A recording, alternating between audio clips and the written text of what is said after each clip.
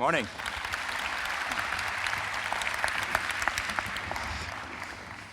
Bonjour Ted, ça va? Bonjour. That's all my French, though. That's all I got.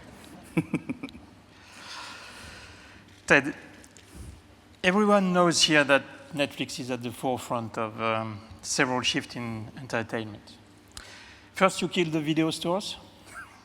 Then you revolutionized the TV industry with new forms of consumption, original programming, and attacking the old Windows system. Now it's the movies industry, and you will tell us a bit more about that. Everyone here is talking about the golden age of TV, but it looks like it's the golden age of Netflix, right? Look, I think it's the golden age of storytelling, and I think what we've been able to do is innovate and advance technology that favors the consumer. So, a lot of television, just think about the spirit of it, which is tied to a linear grid. We had a really monumentous thing happen this week where the last US TV network kind of gave up on Saturday morning cartoons, which is like usually the viewer's first experience with linear television is waking up early Saturday morning because that's the only time you could watch cartoons. That was in my generation and even in my kid's lifetime, that if you overslept on Saturday morning, you missed cartoons for a week. So it's really symbolic, I think, that of what's happening now, which is that we're being able to innovate. The audience here, the people at home, they are on-demand viewers, and they want content when they want it. You have more than 50 million paid subscribers now in 40 countries, but you know that you don't have only friends here. For a lot of people, you are what we call a frenemy. So let's begin with France. We are just 1 month later. You just dropped an algorithm in Paris, then you left. We'd like to know what are the first results of the first months? Well, as you know, our earnings are tomorrow, so I have to be very guarded today, unfortunately, on some of those things. I will tell you, though, we've been very encouraged with the viewing behavior in France. In all of our European expansion territories, the viewing is on par with our successful launches around the world. So that's great that people are finding great things to watch. Unsurprisingly, Orange is the New Black is the most watched show in France and Germany and for Netflix in these first couple of weeks. And we've been excited about that because the show has not been previously available in those markets.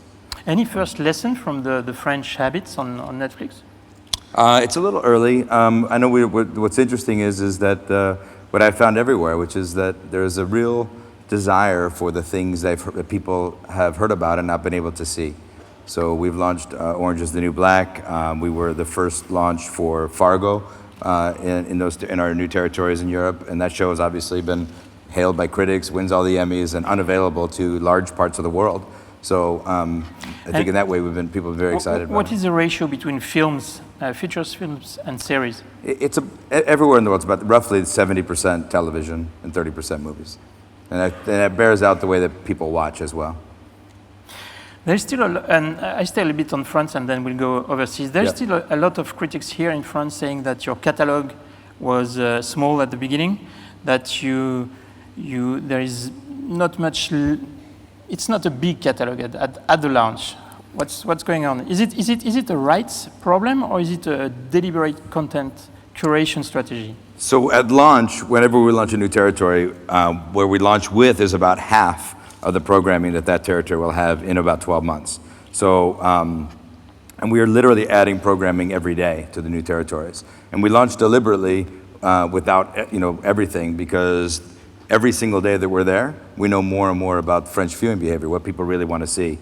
So what you see at our launch is what we have a pretty good handle on the market based on everything you can know without operating there. And then every day we get more and more viewing behavior. We license the content that people more and more want to see. So the programming from after the launch in the first 12 months mostly reflects that market's viewing behavior.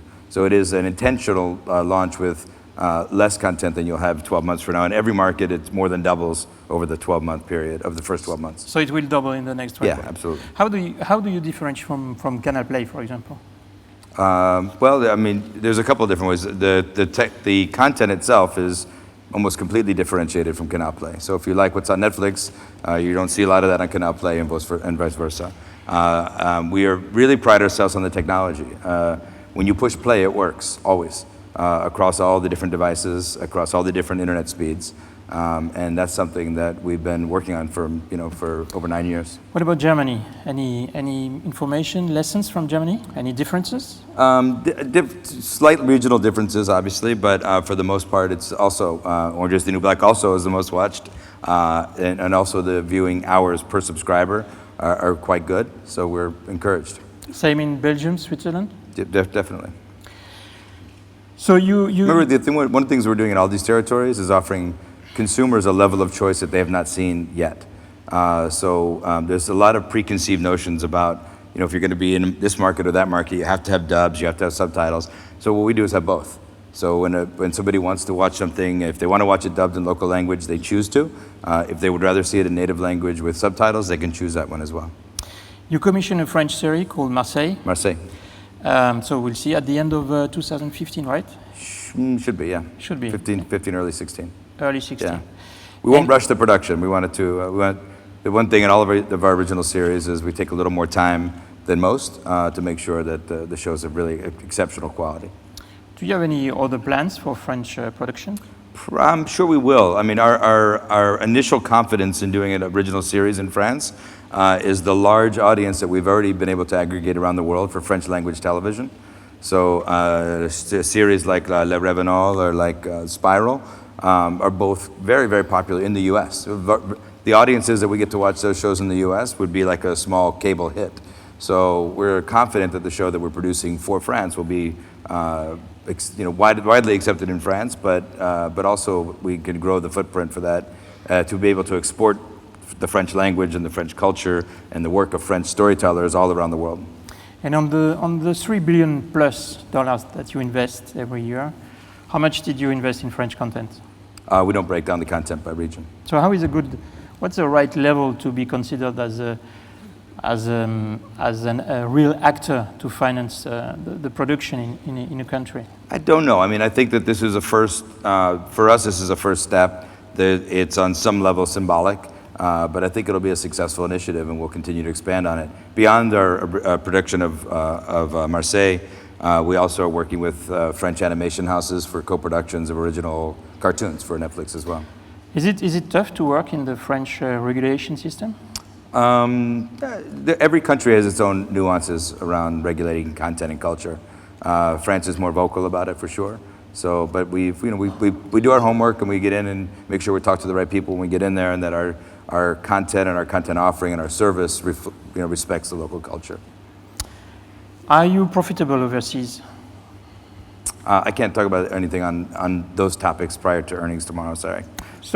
No, you cannot tell us if or when you plan to be profitable on international markets? Well, we are continually investing in continuing expansion international. Our ultimate goal is that Netflix is a global content company. So we'll continue to invest, and there's a trailing path to profitability, obviously, as you launch. I have no doubt that we'll be profitable around the world, but right now we're in a serious investment stage. I mentioned that was our largest international launch was 3 weeks ago. So, yeah, I mentioned the golden age of Netflix, but with more competition growing everywhere now, you are also looking, if I may, less and less disruptive these days. It looks like you are moving from a distributor to a programmer, from a simple online video store, who did put a lot of emphasis on breadth and depth of your catalog, to a TV channel, a very simple pay TV channel where you put emphasis on your original content. Is it the move you are going in? I think very simple was over marginalizing. It's a very complicated, and the content that you have on Netflix. While we want it to, for the consumer, it should just feel like another channel. So you're a destination. Absolutely, and beyond that, it's a destination for the content. It's a destination for the ability to choose. It's a destination for the ability to enjoy on your own timetable. It's a destination for everyone in the house to find something they love. So it's very complicated in that way, which is not that we're a narrow demographic programmer trying to appeal to men or women 18 to 25. We're really programming for the world and programming for everyone in the house. which makes it a very unique channel, but a channel, to your point. Okay. So movies next. You just announced the commission of your first 5 original feature films in Hollywood with a new model for release. Yeah. So what are you trying to do? Are you trying to control the whole process from the writing of the script to the consumer experience there? We don't get involved in writing the script for sure. One of the things I really believe in is picking really great storytellers who have a history of delivering on great storytelling and letting them tell their stories. So we don't get involved much creatively. I'd say we guide these shows with a very gentle hand, but we don't dictate the creative storytelling at all. On the distribution though, we do want to be more active in this because I think the current distribution model for movies in the US particularly, but also around the world, is pretty antiquated relative to the on-demand generation that we're trying to serve. So the idea of releasing a movie and then waiting 6, 8, 10 months before there's any home video exploitation, and at least a year before you can get that at home, in the model that people choose. So if people are choosing to watch on Netflix, they don't want to wait a year or maybe 10 years to get that movie. And if we had to go through the old system, we can have every studio put their content through Netflix, and people are going to say the movies on Netflix are old. So what we wanted to do is accelerate the model by putting our money where our mouth is a little bit, and say we'll release movies day and date in theaters and on Netflix. And we'll fund the movies to make it work. Yeah, but so on one side you're a TV channel, now you're becoming a Hollywood studio. Well, like I said, about a third of the watching on Netflix is movies. So for us, it's content. Long movies or short movies. House of Cards is a 13-hour movie or a 26-hour movie. Crouching Tiger, Hidden Dragon will be a 2-hour movie. Again, what's wrong with the movie distribution system? Do you think there is new ways today of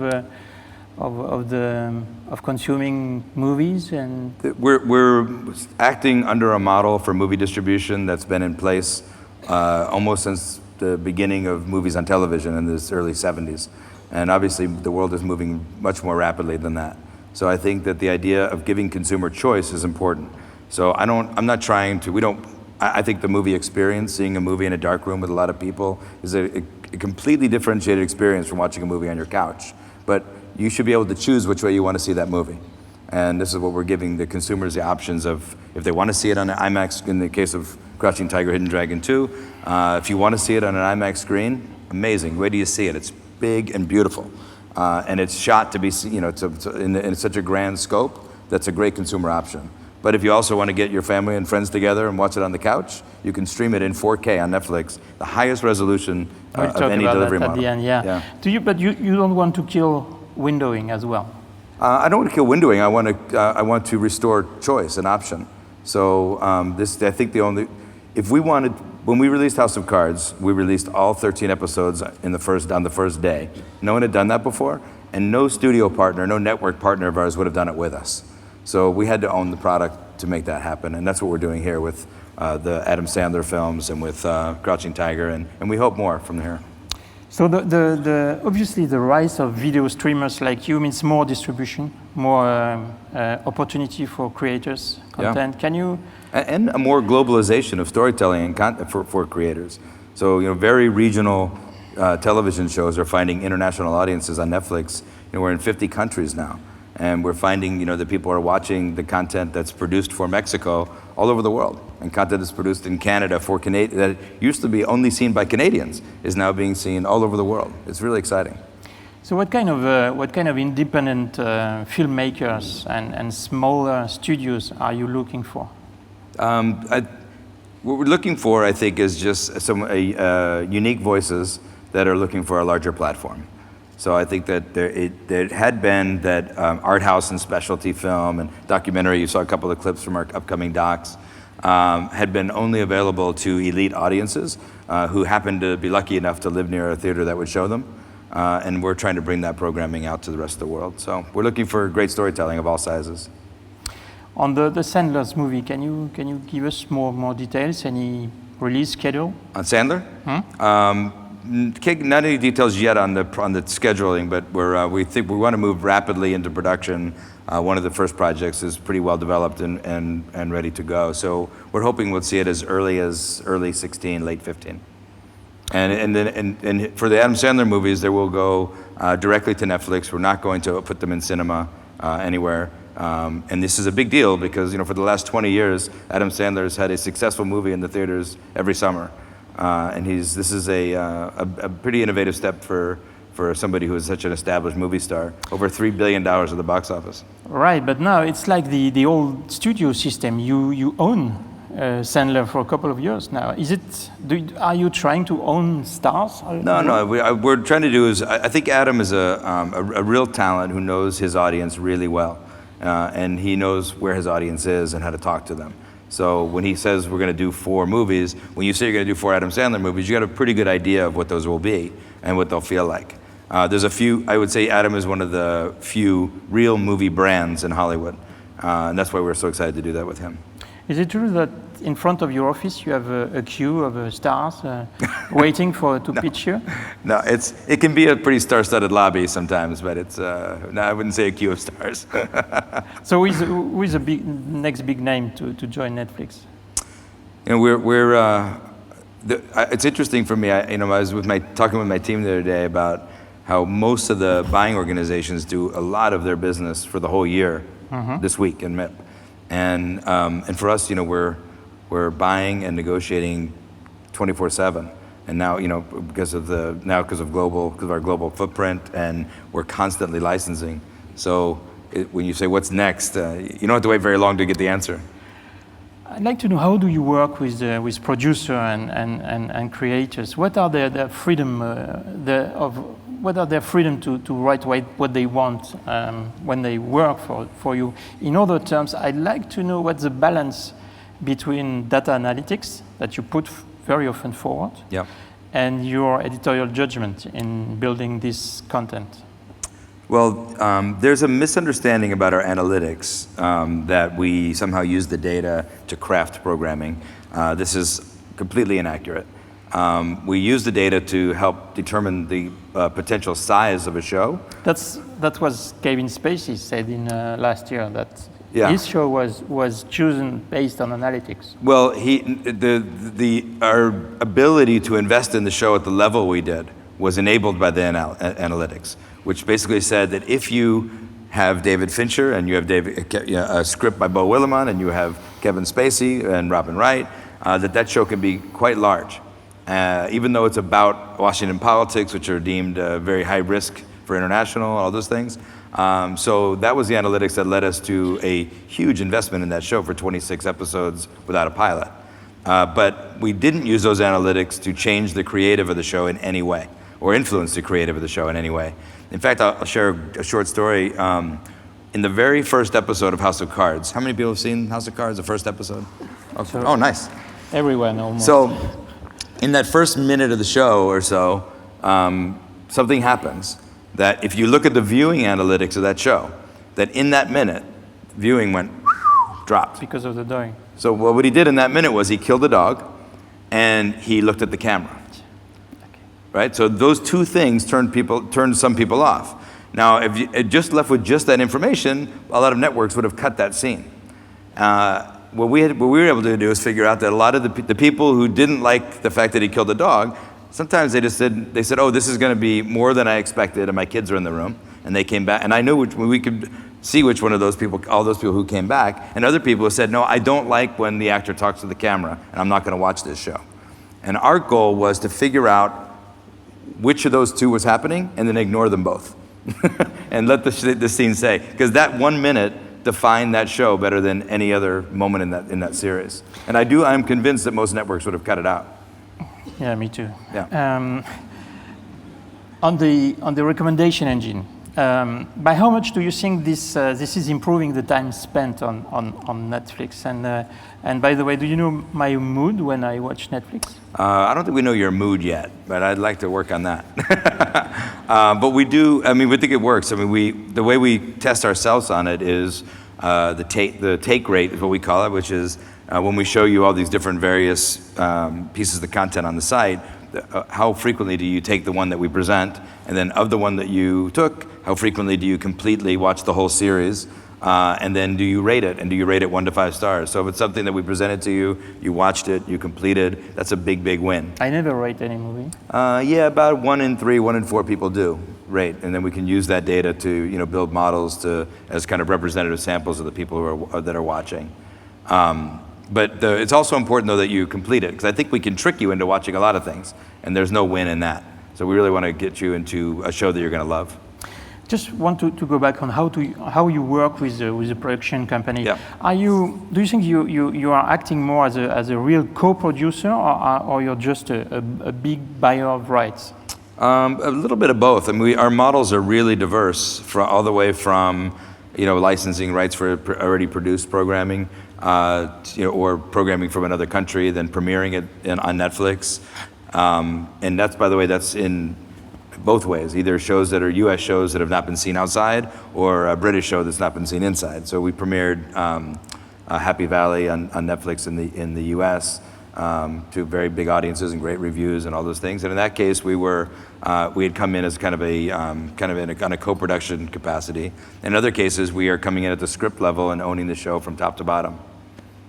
James Murdoch yesterday evening was saying that he thinks the value is in the copyright. Do you think he's right, or do you think the value is also in the digital experience of enjoying your content? I think they're probably both right. I mean, I think it's, you know, there's an underlying asset value in the copyright for sure. We really try to focus on what the consumer values, and I don't think the consumer knows anything about copyright. Let's talk about genres. So now you are moving into new genres after being almost the first babysitter of the US. You move into documentary, big time. Now you turn towards stand-ups comedy and even talk show with Chelsea Handler. How will you reimagine the late night talk show? Well, we're working on that right now. I know that most late night television viewing now in the US is barely watched in late night. People are time shifting nearly everything on DVRs or watching online. Yeah, but we are facing an on-demand generation, right?